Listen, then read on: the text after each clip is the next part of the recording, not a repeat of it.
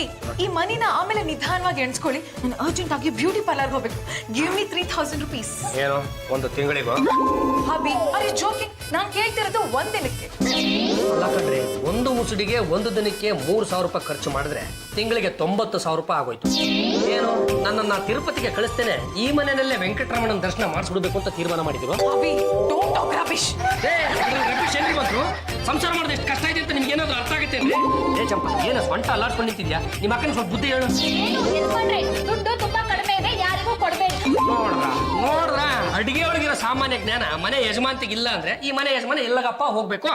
ನಿಮ್ ನೀನಾಸಂ ನಾಟಕ ಸಾಕು, ಸುಮ್ನೆ ಮನೆ ಕೊಡ್ರಿ. ನೋಡ್ರಿ, ಈ ದುಡ್ಡು ಇದೆಯಲ್ಲ, ಇದನ್ನ ಯಾವ್ದೋ ಸಾಲದ ಬಾಬತ್ತು ಅಲ್ಲಿಗೆ ಕಟ್ಟಬೇಕು. ನೋಡಿ ಅದನ್ನ ನಿಧಾನ ಕೊಟ್ರೆ ಆಗುತ್ತೆ. ನನ್ನ ಫೇಸ್ ಮೇಲೆ ಒಂದೇ ಒಂದು ರಿಂಗ್ ಅಲ್ಲಾದ್ರೂ ಎಲ್ಲ ಮುಂದೆ ಎಷ್ಟು ಶೇಮ್ ಆಗುತ್ತೆ ಗೊತ್ತಾ? Give me. ನೀವೆಲ್ಲರೂ ಸೇರ್ಕೊಂಡ್ರೆ ಹೀಗೆ ನನ್ನ ಪ್ರಾಣ ತಿಂತ ಇದ್ರೆ ನಾನೇ ಒಂದಲ್ಲ ಒಂದಿನ ನನ್ನ ಪ್ರಾಣ ಬಿಟ್ಬಿಡ್ತೀನಿ. ಬಾವ ಬರೀ ಬಾಯಿ ಮಾತಲ್ಲೇ ಪ್ರಾಣ ಬಿಡ್ತೀನಿ ಅಂತ ಹೇಳಿದ್ರೆ ಆಗಲ್ಲ. ಪ್ರಾಣ ಬಿಟ್ಟು ತೋರಿಸ್ಬೇಕು.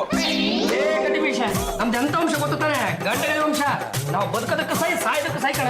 ಬರೀ ಬಾಯಿ ಮಾತಲ್ಲಿ ಹೇಳಿದ್ರೆ ಆಗಲ್ಲ. ಪ್ರಮಾಣ ಮಾಡಿ ತೋರಿಸ್ಬೇಕು. ಅದು ಏನಂತ ಪ್ರಮಾಣ ಮಾಡ್ಬೇಕು ಅಂತ ಹೇಳ. ಪಾರ್ವತಿ ಪರಮೇಶ್ವರದಲ್ಲಿ ಪಾರ್ವತಿ ಪ್ರತಿಜ್ಞೆ ಮಾಡ್ತಾರಲ್ಲ, ಅದು ಮಾಡೋಣ. ಆಯ್ತು ಬಿಡಿ, ನಾನು ನಿಜವಾದ ಪಾಂಡುರಂಗ ಗಂಟೆಗಲಿನೇ ಆಗಿದ್ರೆ, ನನ್ನ ಹೆಂಡತಿ ಜಾರ್ಜ್ ಜಂಬಲ್ ತಿನ್ನಿನೇ ಆಗಿದ್ರೆ, ಈ ಚಂಪಾರಿಗೆ ನನ್ನ ಮೇಲೆ ಪ್ರೀತಿ ಇರೋದೇ ನಿಜ ಆಗಿದ್ರೆ, ನಾವೆಲ್ಲರೂ ಭೂಮಿ ಮೇಲೆ ಬದುಕಿರೋದು ನಿಜ ಆಗಿದ್ರೆ, ಆಕಾಶದಲ್ಲಿ ಸೂರ್ಯ ಚಂದ್ರ ನಕ್ಷತ್ರಗಳು ಇರೋದು ನಿಜವಾಗಿದ್ರೆ, ನಾನು ಆತ್ಮಹತ್ಯೆ ಮಾಡ್ಕೊತೀನಿ, ಸಾಯ್ತೀನಿ. ನೀವು ಹೇಳಿರೋ ಎಲ್ಲ ಮಾತುಗಳು ಇದ್ರಲ್ಲಿ ರೆಕಾರ್ಡ್ ಆಗಿದೆ. ಬರೀ ರೆಕಾರ್ಡ್ ಇರೋ ಗೊತ್ತು. ನಾನು ಆತ್ಮಹತ್ಯೆ ಮಾಡಿಕೊಳ್ಳುತ್ತೇನೆ, ನನ್ನ ಸಾವಿಗೆ ನಾನೇ ಕಾರಣ. ರೈಟಿಂಗ್ ಅಲ್ಲಿ ಕೊಡ್ತೀನಿ. ಪಾಂಡುರಂಗ ಗಂಡುಗಲಿ ಹೆಸರಿಗೆ ಲಂಗ ತೋರಿಸಿದ ಮೇಲೆ ಗಂಟೆಗಳಿಂದ ಏನು ಬಂತು, ಅದೇನು ಅಂತ ಹೇಳಿ. ಅಭಿ ಪೇಪರ್ ಅಲ್ಲಿ ನನ್ನ ಸಾವಿಗೆ ನಾನೇ ಕಾರಣ ಅಂತ ಬರೆದು ಸೈನ್ ಮಾಡಿದ್ದಾರೆ. ಸೊ ಅವ್ರು ಸಾಯ್ಲೇಬೇಕು. ಅಷ್ಟೇ ಅಲ್ಲ ಅತ್ತವ್ರೆ, ಮೊಬೈಲ್ ಅಲ್ಲಿ ರೆಕಾರ್ಡ್ ಕೂಡ ಮಾಡ್ಕೊಂಡಿದ್ದೇನೆ. ಮನೆ ಮಂದಿ ಎಲ್ಲ ಸೇರ್ಕೊಂಡು ಪ್ರಾಣ ಬಿಡು ಅಂತ ಪ್ರಾಣ ತಿಂತ ಇದ್ರೆ ಯಾವ ಪುರುಷಾರ್ಥಕ್ಕೋಸ್ಕರ ನಾನು ಬದುಕಿರ್ಲಿ? ಹಾಗಾಗಿ ನಾನು ಸಾಯ್ತೀನಿ. ಗ್ಯಾಸಿನ ಸ್ಮೆಲ್ಲು ಘಮ ಘಮ, ದೋಸೆ ಸ್ಮೆಲ್ಲು ಘಮ ಘಮ. ಈಗ ನಾನು ಬೆಂಕಿ ಹಚ್ಚೊಂದು ಸತ್ತೋಗ್ಬಿಟ್ಟು ಮನೆ ಮಂದಿ ಎಲ್ಲರೂ ಆಶ್ಚರ್ಯದಿಂದ ಎದೆ ಹೊಡೆದು ಸತ್ತೋಗ್ಬಿಡ್ಬೇಕು. ಅಭಿ ವಾಟ್ ಇಸ್ ದಿಸ್? ಗ್ಯಾಸ್ ಮೇಲೆ ಬರ್ತಿದೆಯಲ್ಲ. ಅದು ಜಾರ್ಜ್ ಜಂಬಲ್ ತಿಂದಿವ್ರೆ. ನಾವು ಸಾಯ್ಬೇಕು ಅಂತ ತೀರ್ಮಾನ ಮಾಡಿದೀವಲ್ಲ, ಹಂಗಾಗಿ ಗ್ಯಾಸ್ನ ಬಿಟ್ಕೊಂಡ್ಬಿಟ್ಟಿದ್ದೀವಿ. ಬುದ್ಧಿ ಇದೆಯಾ? ಗ್ಯಾಸ್ ಆನ್ ಮಾಡಿದ್ರೆ ಎಷ್ಟು ಡೇಂಜರಸ್ ಅಂತ ನಿಮ್ಗೆ ಗೊತ್ತಿಲ್ವಾ? ಅಯ್ಯೋ, ನಾವು ಸಾಯ್ಬೇಕಂತ ತೀರ್ಮಾನ ಮಾಡಿದ್ದ ಗೆಟ್ ಲಾಸ್ಟ್ ಫ್ರಮ್ ಹಿಯರ್. ಈಗ ಮನೆಯಲ್ಲಿ ಸಾಯಕ್ಕೆ ಅವಕಾಶ ಮಾಡ್ಕೊಡಲ್ಲ ತಾನೆ? ಬೇಡ ಬಿಡ್ರಿ, ಬೀದಿಗೆ ಸತ್ತಾಗ್ತೀವಿ.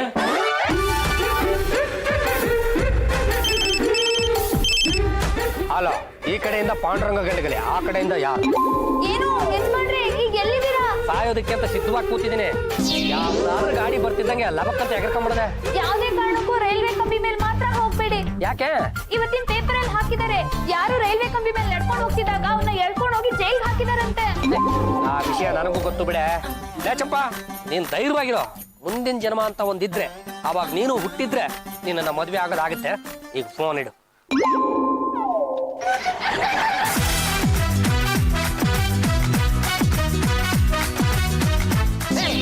ನನ್ನ ಪಾಲಿನ ಬಿಡುಗಡೆಯ ಬೇಡಿ. ಬಾ ಬಾ ಬಾ.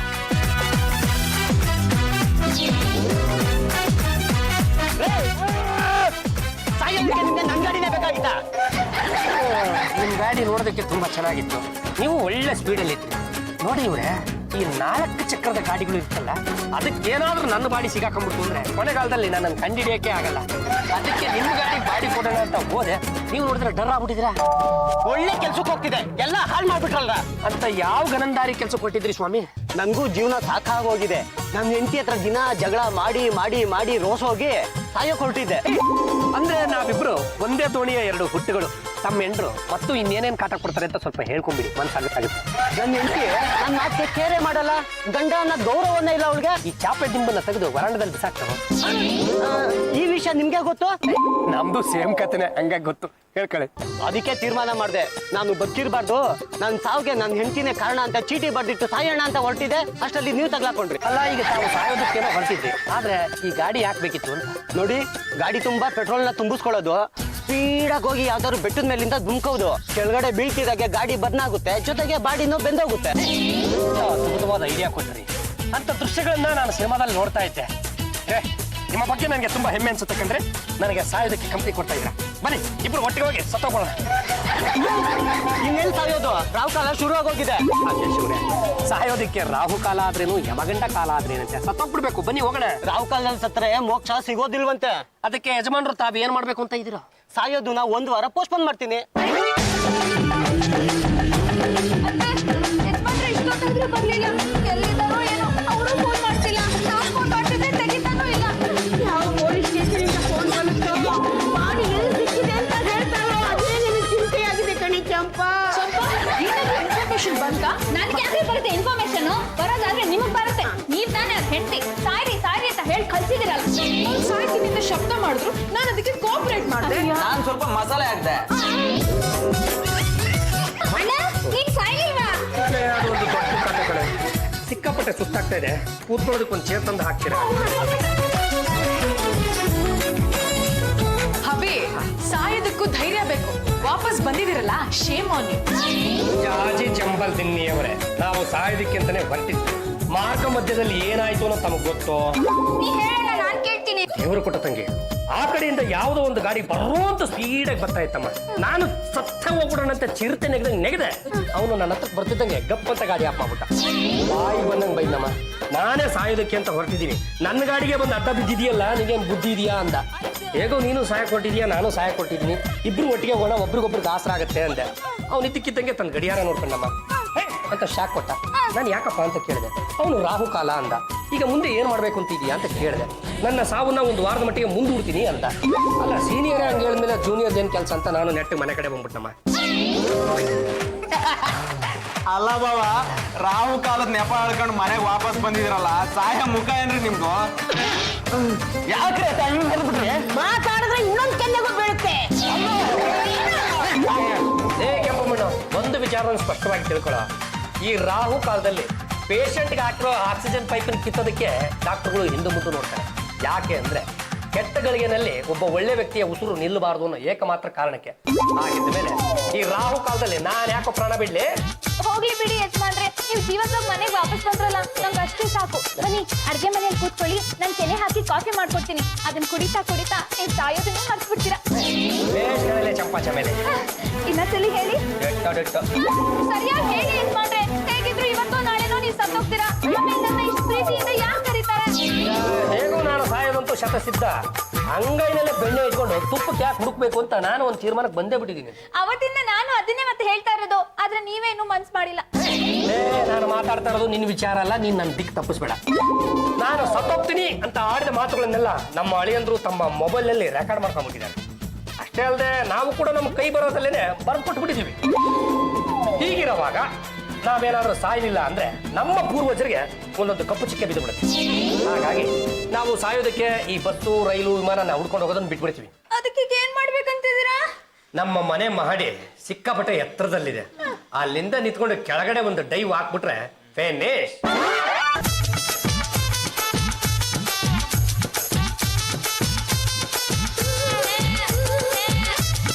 ಸ್ವಾಮಿ ಏನ್ ಮಾಡ್ತಾ ಇದ್ದೀರಾ? ಅದು ಪೂರ್ವಕ್ಕೆ ಬಿದ್ದ ಸಾಯಿಲು ಅಥವಾ ಪಶ್ಚಿಮಕ್ಕೆ ಬಿದ್ದ ಸಾಯಿಲು ಅಂತ ಯೋಚನೆ ಮಾಡ್ತಾ ಇದ್ದೀನಪ್ಪ. ಆಗಿದೆ ನಿಮ್ಗೆ? ನೋಡಿಪ್ಪ, ಈಗ ನಾನು ಸಾಯೋದು ಅಂತ ತೀರ್ಮಾನ ಆಗೋಗಿದೆ. ಈಗ ನಾನು ಪೂರ್ವಕ್ಕೆ ಬಿದ್ದ ಸಾಯಿಲು ಇಲ್ಲ ಉತ್ತರಕ್ಕೆ ಬಿದ್ದ ಸಾಯಿಲು ಅಂತ ನಿಮಗೇನಾದ್ರೂ ಗೊತ್ತಿದ್ರೆ ಹೇಳ್ರಿ. ನನಗೆ ಸತ್ತಾಭ್ಯಾಸ ಇಲ್ಲ. ಹಂಗೆ ಒಂದು ಅಂದಾಜ್ಮೇಲೆ ಹೇಳ್ಬಿಡಪ್ಪ. ದಕ್ಷಿಣದಲ್ಲಿ ಯಮ ಇರ್ತಾನೆ, ಅಲ್ಲಿ ಸತ್ರೆ ಒಳ್ಳೇದು.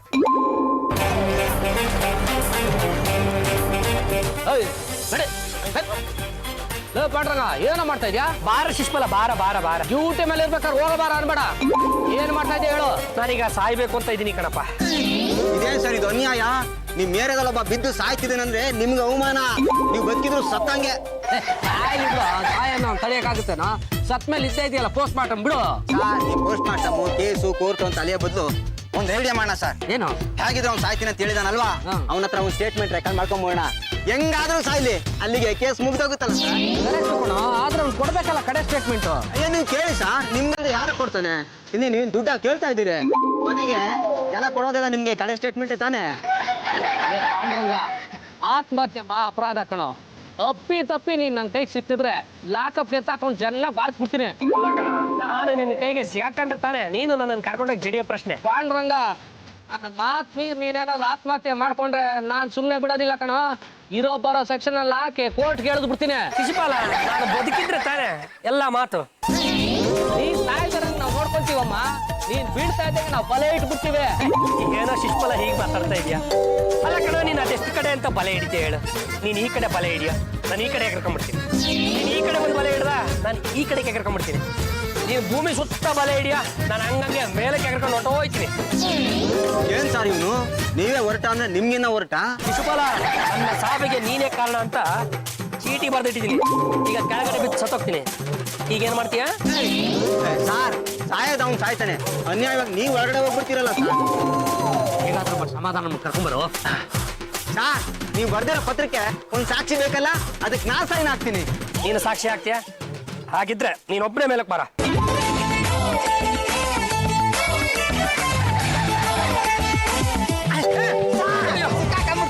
ಕರ್ಕೊಂಬ ಲಾಕಪ್ಪ ಲಾಕ್ ಚೆನ್ನಾಗಿ ರೂಪಣ.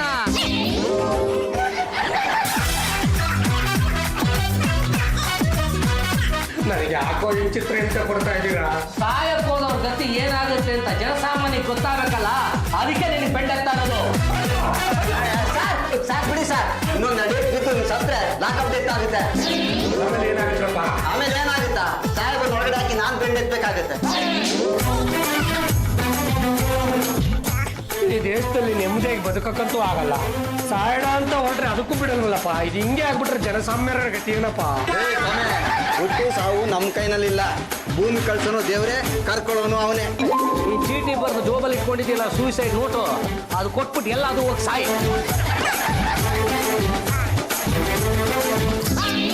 ಏನು ಬರ್ತಾ ಇಲ್ಲ? ನಾನು ಇನ್ನೇನು ಬರೆಯಕ್ ಶುರು ಮಾಡ್ಬೇಕು ಅಂತ ಇದ್ದೆ, ಅಷ್ಟ್ರಲ್ಲಿ ಎತ್ತಾಕೊಂಡು ಬಂದು ಎಕ್ಕ ಚಿಕ್ಕಿ ರುಬ್ಬಿಟ್ರಲ್ಲಪ್ಪ. ಅಣ್ಣಯ್ಯ, ಸಂಸಾರ ಅಂದಮೇಲೆ ಒಂದು ಮಾತು ಹೋಗುತ್ತೆ, ಒಂದು ಮಾತು ಬರುತ್ತೆ. ಅಷ್ಟಕ್ಕೆ ಉಪವಾಸ ಇದ್ರೆ ಹೇಗೆ? ನಾನು ಎಲ್ಲ ರೀತಿಯಿಂದ ಟ್ರೈ ಮಾಡಿದ್ದಾಯ್ತು. ಈಗ ಮನೆಯಲ್ಲೇ ಇದ್ಬಿಟ್ಟು ಸಾಯೋದು ಅಂತ ಅಂತಿಮ ನಿರ್ಧಾರಕ್ಕೆ ಬಂದಿದ್ದೀನಿ. ನಾನು ಸತ್ಯ ಸಾಯ್ತೀನಿ. ಸ್ವಾಮಿ, ಎಷ್ಟಾದ್ರೂ ನಿಮ್ದು ಗಲಿ ಗಲಿ ವಂಶ ಅಲ್ವಾ? ನಾಟ್ ಗಲಿ ರೀ, ಹಿಟ್ಸ್ ಗಂಡು ಗಲಿ. ಈ ವಂಶದವರು ಆಡಿದ ಮಾತನ್ನ ನಡೆಸ್ಕೊಡ್ಲೇಬೇಕು. ಬಾಯಲ್ಲಿ ಹೇಳೋದು ಸುಲಭ, ಸಾಯೋದು ಸಿಕ್ಕಾಪಟ್ಟೆ ಕಷ್ಟ. ಅದ್ ಹೇಗೆ ಹೇಳ್ತೀರಪ್ಪ? ಹಾಗೇನಾದ್ರೂ ಸಾಯೋ ಆಗಿದ್ದಿದ್ರೆ ನಾನು ಈ ಮನೆ ಕಾಲಿಡ್ತಿದ್ದಾಗೆ ಸತ್ತೋಗ್ಬಿಡ್ಬೇಕಾಗಿತ್ತು. ಏನು ಯಜಮಾನ್ರೆ, ಕೊನೆ ಕಾಫಿ ತಗೊಂಡ್ಬಂದ್ ಕೊಡ್ಲೋ, ಟೀ ತಗೊಂಡ್ ಬಂದ್ ಕೊಡ್ಲೋ? ನಾನು ಸಾಯ್ಬೇಕು ಅಂತ ನಿರ್ಧಾರ ತಗೊಂಡಿದ್ದೀನಿ. ಇನ್ನು ಕಾಫಿ ಟೀ ಮಾತಾಕೆ ಉಪವಾಸ ಇದ್ದೆ ಸತ್ತೋಗ್ತೇನೆ. ಅಲ್ಲ ಬಾವ, ಮನೇಲಿ ಒಂದ್ ಇಲಿ ಸತ್ರೆ ಅದ್ರ ವಾಸನೆಗೆ ಅಕ್ಕಪಕ್ಕದವ್ರಿಗೆ ಗೊತ್ತಾಗತ್ತೆ. ಅದೇ ನೀವು ಸತ್ರೆ ಹೇಗ್ರಿ ಗೊತ್ತಾಗತ್ತೆ? ಅಂದ್ರೆ ನಾನು ಯಾರು ಗೊತ್ತಾನೆ?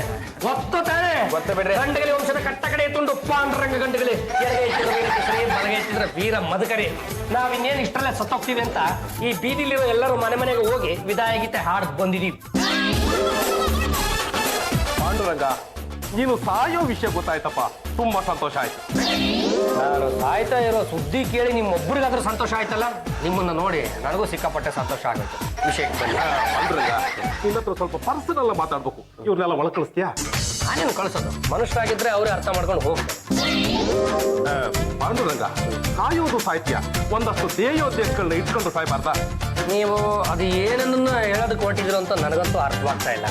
ಆದ್ರೆ ನಾನೀಗ ಸಾಯೋದಕ್ಕೆ ನಿರ್ಧಾರಕ್ಕೆ ಬಂದಿರೋದು ನಮ್ಮ ಮನೆಯಲ್ಲಿ ಯಾರು ನನ್ನನ್ನು ಸರಿಯಾಗಿ ನೋಡ್ಕೊತಾ ಇಲ್ಲ. ಆ ಒಂದು ಕಾರಣಕ್ಕೆ ನಾನು ಬೆಂದು ಬಸ ಹೊಳೆದು ಕೊನೆ ಉಸಿರೆಳೆಯುವ ನಿರ್ಧಾರಕ್ಕೆ ಬಂದಿದ್ದೀನಿ. ಅಯ್ಯೋ ಹುಚ್ಚಪ್ಪ, ಬರೀ ಮನೆ ವಿಷಯಕ್ಕೆ ಸತ್ರೆ ಏನು ಪ್ರಯೋಜನ? ಯಾವನು ಕೇರ್ ಮಾಡಲ್ಲ.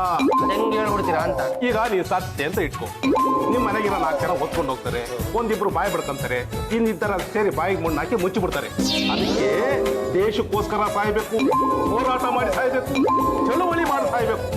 ಆಗ ನಿನ್ನೊಂದು ಫೋಟೋ ಪತ್ರಿಕೆಯಲ್ಲಿ ಬರುತ್ತೆ, ಪಕ್ಕದ ರಸ್ತೆಯಲ್ಲಿ ನಿನ್ನ ಪ್ರತಿಮೆ ಮಾಡಿರುತ್ತಾರೆ, ನಿಮ್ಮ ಮನೆಯವರಿಗೆ ಪೆನ್ಷನ್ ಎಲ್ಲ ಬರುತ್ತೆ. ನನಗೆ ಅವೆಲ್ಲ ಸಿಕ್ಕಬೇಕು ಅಂದ್ರೆ ನಾನೇನು ಮಾಡಬೇಕು? ವೆರಿ ಸಿಂಪಲ್ ನೋಡು, ಈ ಏರಿಯಾದ ಅಪೋಸಿಷನ್ ಪಾರ್ಟಿ ರಂಗಪ್ಪು ನನಗೂ ಆಗಲ್ಲ. ನೀನು ಈ ಏರಿಯಾದಲ್ಲಿ ಸತ್ರೆ ನನಗೆ ಅನುಕೂಲ. ಅಲ್ಲ ಚರಣ, ಈಗ ಸಾಯ್ತಾನೆ ನಾನು ಮನೆಯಲ್ಲಿ ಸತ್ರೇನು ಏರಿಯಾದಲ್ಲಿ ಸತ್ರೇನು ಅಂತ ನನ್ನ ಪ್ರಶ್ನೆನಪ್ಪ. ಅದಕ್ಕೆ ನಿಂದ ಅಡ್ಡ ಅನ್ನೋದು.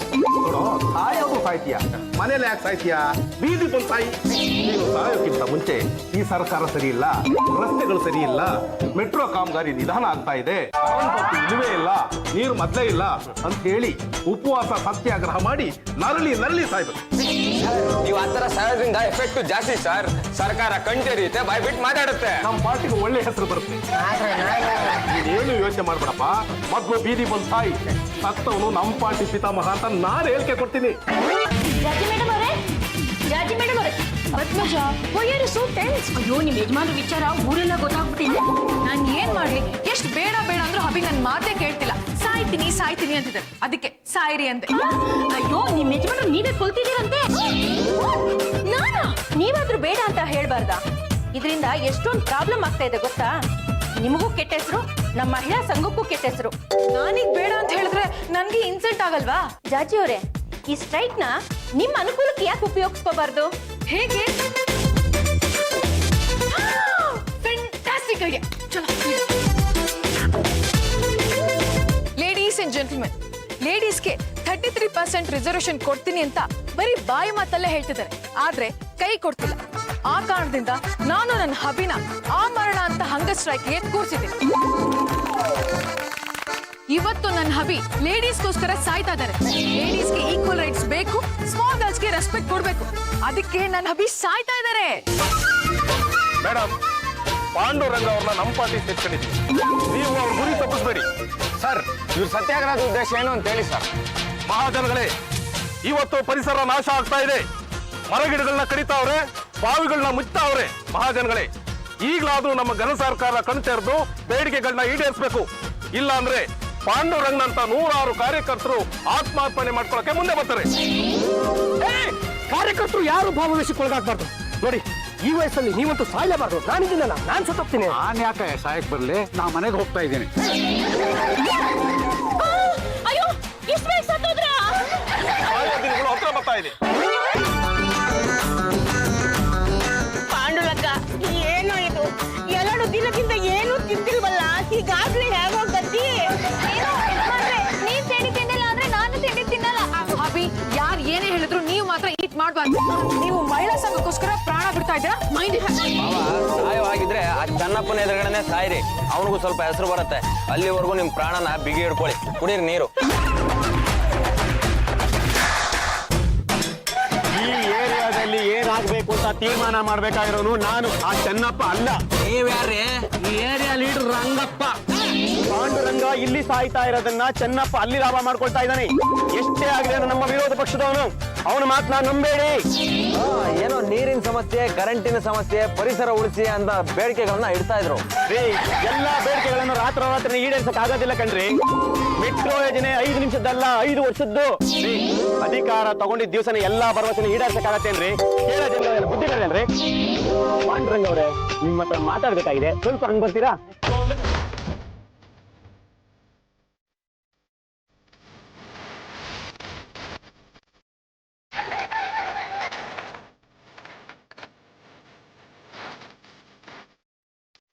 ಸರ್, ಇವ್ನು ಹೀಗೆ ಬಿಟ್ರೆ ಸತ್ತೋಗ್ಬಿಡ್ತಾನೆ, ಆಮೇಲೆ ನಮ್ಮ ತಲೆಗೆ ಬರುತ್ತೆ.